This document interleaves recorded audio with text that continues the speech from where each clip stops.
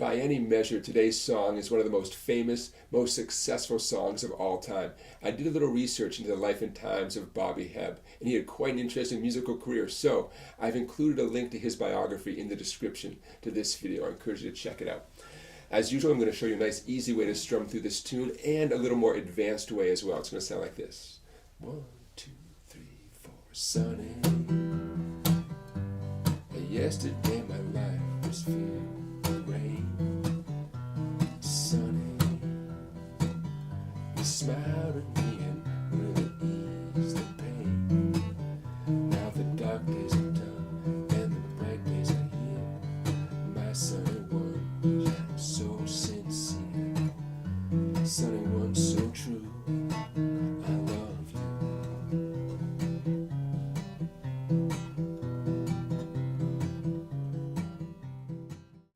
So let's get you up and running here with your chords and your chord options. E minor. It's a relief, right? Nice, easy chord. For a lot of the song, I find myself doing E minor with my middle and ring fingers. Okay? You'll see why as we go along. A 2-finger G chord. You could play a full G, you could play a G7. That method you saw me playing in the intro clip there, I was only doing a 2-finger G. Officially, it's a G7 chord if you're going to strum all the strings. Okay, so let's say you could either do the G7 or a 2-finger G, depending on exactly how we're going to strum it. We'll talk about that more in a minute. A C major 7, one of my favorite chords. Basically, it's a 2-finger C, ring in middle. Definitely want to use your ring in middle. Okay? Now, you need a B7, potentially with a pinky on the first string, but again, it depends on how you're strumming it. The way I was plucking it in the intro clip, I wasn't plucking the first skinny string, so I wasn't bothering to fret the first string. Make sense? Okay, now, 2 more chords, an F sharp minor 7. Here's some options. First, just an F sharp power chord. 3 fingers. Of course, you're limited to only strumming those 3 strings, but that's one option. If you're great with your bar chords, an F sharp minor 7 bar chord, bar across all the strings at the 2nd fret. In fact, one of my strategies is to overextend my finger past the 6th string. It helps me get a good grip. And then ring finger, 5th string, 4th fret. But if bar chords are not your thing, or you just want another creative option, what you saw me doing in the beginning of the video is my go-to grip for minor 7 chords. Now, it's going to seem awkward at first. I flatten my ring finger across the 4 treble strings. This is straight. If anything, it's curving the wrong way like this. Okay, this is going to feel kind of weird. My middle finger reaches over. It dampens out the 5th string. That's okay. The 5th string is going to sound dead, and that's intentional. But I'm putting my pressure on the 6th string, 2nd fret. I love that chord. You get used to it after a little while. Okay, so there are 3 options. When you hear F sharp minor 7, there's 3 options for you. Also, there's an F9 chord or an F7 chord. One option is, again, a simple F power chord. And again, you're limited to only those 3 strings, but hey, that could work. If you're comfortable with an F7 as a bar chord, bar at 1, ring finger 3 on the 5th string, middle finger 2 on the 3rd string. An F sharp 7 bar chord, okay? And the one you saw me doing in the grip, in the intro, the grip you saw me doing in the intro, check this out. You know your D grip, right? Take your D grip and bring it over to the 2nd, 3rd, and 4th strings at the 2nd, 3rd, and 4th strings on the 1st, 2nd, and 1st frets. And my thumb is wrapping around, fretting the 6th string. Now, if this seems totally foreign and bizarre to you, that's okay. But I want you to see this another option. So we have the F power chord as an option, an F7 bar chord as an option, and then this F7 grip. And again, it's not totally foreign. It's the D formation in a new location. Ooh, that rhymes.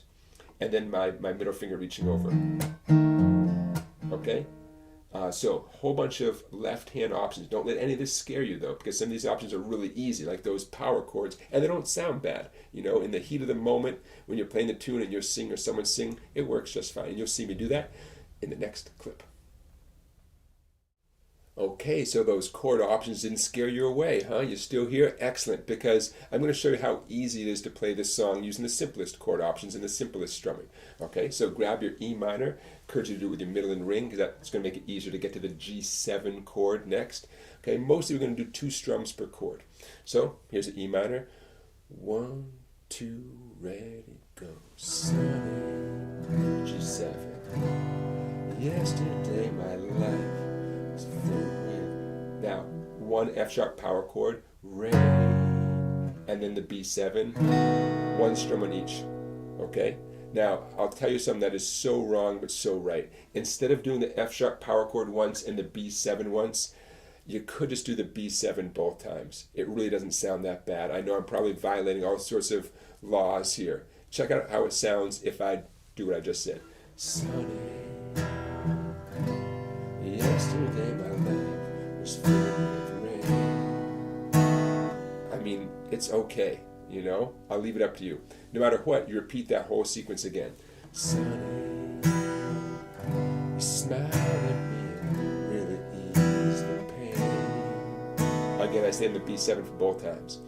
Next sequence. Now the dark day is done and the bright days are here. My sunny world shine. F power chord. So sincere. Move it up 1. Sunny one, so true. There's my B7. I love you. And you're on the E minor for 4 strums. Not too bad, right? Now, I bet you're a pretty good singer, or you know someone who is. When the singing's good, the burden is off of you to come up with a wildly fancy, sophisticated guitar part, right? It's about the singing. So nothing wrong with keeping the guitar part simple, okay? So now you've got a little foundation. By the way, before I forget, the original recording by Bobby Hebb has a key change later in the song.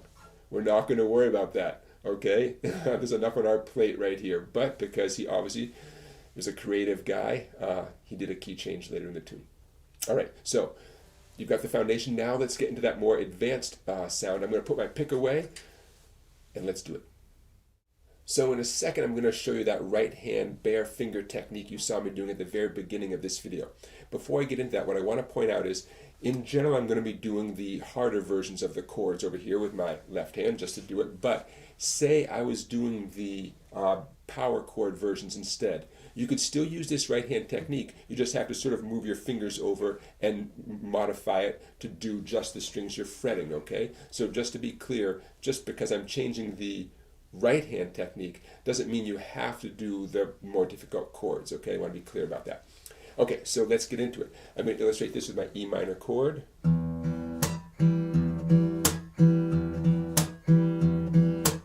Again, bare fingers. Thumb on the 6th string. My index, middle, and ring are planted on the 4th, 3rd, and 2nd strings. Remember, we start counting here. That's the 1st string, okay? So the 2nd is your B string. Okay, so ring finger on the 2nd, middle finger on the 3rd, index finger on the 4th. And after that initial thumb stroke, I'm going to pluck up on those simultaneously towards my shoulder. Okay, so far. Now I'm going to smack the strings as if I'm knocking on the door. Okay, pow. And then I'm going to follow up with one final up pluck, the same thing you did a second ago. Ring, middle, and index plucking up towards your shoulder. In slow motion, thumb, pluck, knock, pluck.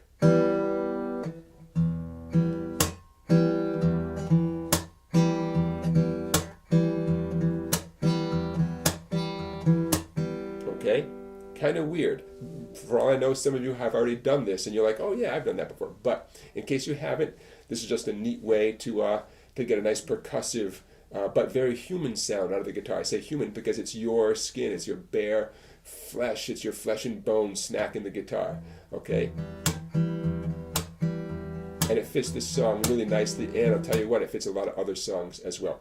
Depending on the chord, you'll modify that first thumb stroke. You can keep your ring, middle, and index right where they are, but perhaps for the C major 7, you'd, instead of hitting the 6th string with your thumb, the very first stroke will be on the 5th string. Okay, so it's B7, same thing, 5th string. Oh, by the way, remember me saying that you might not have to fret the B7 with a pinky on the 1st string? Because we're not using that 1st string. So to a large extent, anytime you do bare finger playing, in any style of bare finger playing, it does change your approach with your fretting hand. In some cases, it makes things easier. Okay, so that's my little rap about this new plucking technique. Now I'll play through the song slowly for you with this technique. Here it comes. Before I play through this tune, I want to say thank you for watching. Don't forget to give this video a thumbs up and to subscribe to my YouTube channel. And please check out my website down there, Songbike, for videos that are not available on YouTube. Okay, so I'm going to play through the tune here, smooth and steady. One little note before I start. You're going to notice that when I change chords, I'm going to prioritize whatever finger, whatever note has to go down first so that my right hand doesn't have to pause in its rhythm, in its momentum, right? Do not feel you have to have all your fingers down to complete the whole chord before this hand does its job. You know, in fact, if anything, it's going to slow you down. So if you look closely, you might notice me doing that over here. Okay, let's do this thing. E minor. 2, 3, 4, sunny. Yesterday my life was filled with rain. Sunny, you smiled at me and really eased the pain. Now the dark days are done and the bright days are here. My sunny one shines so sincere, sunny one so true.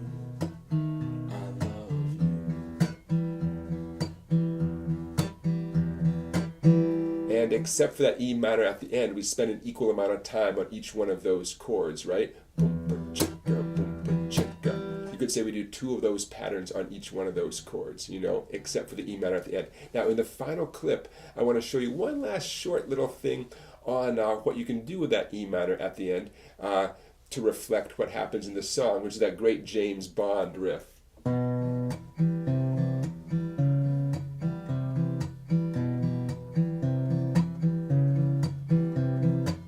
Okay, if you know the original, you know they throw in that riff there. What was this, 1965, 1966, Dr. No, you know, that great James Bond riff.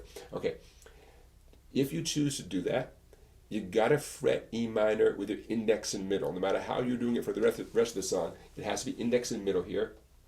Your thumb is gonna be on the 5th string the whole time. Same right hand pattern, 5th string with your thumb every time. Ring finger, 5th string, 3rd fret. Pinky, 5th string, 4th fret. Yes, this is a big stretch. But you only have to do it for, what, a second and a half. Back to 5th string, 3rd fret.